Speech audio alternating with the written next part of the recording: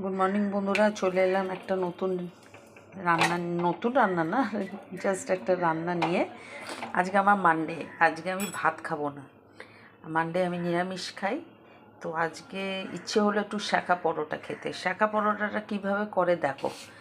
শাঁখা পরোটাটা জাস্ট একটু তেলে ব্রাশ করা, আর কিছু না। মানে যেরকম আমরা সাধারণত পরোটা করি, একদম পুরো চুপচুপো তেল বা ঘি ডালডা দিয়ে, শাঁখা পরোটাটা তাই হবে না। শাঁখা পরোটাটা জাস্ট একটুখানি তেলে এরকম ব্রাশ করা হবে। জাস্ট এমনি তেলে ব্রাশ করে একদম নরম রুটির মতো থাকবে। এইভাবে করি, দেখো, একদম শাঁখা শাঁখা, যেরকম শাঁখা রুটি যেরকম তোমরা সেঁকে খাও, পরোটাটাও ঠিক এইভাবেই সেঁকে খাওয়া হবে।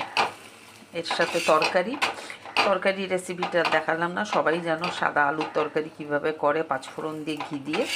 তো তরকারিটা আর আমি তোমাদের দেখালাম না, আমি জাস্ট পরোটাটা দেখালাম যে এইভাবে শাঁখা পরোটা একদম নরম রুটির মতো। দেখো একটা করেছি একদম নরম রুটির মতো। তো এই রকম করে বন্ধুরা খেও, খুব ভালো লাগবে। ভালো লাগলে একটা লাইক, সাবস্ক্রাইব, শেয়ার করে দিও। Thank you.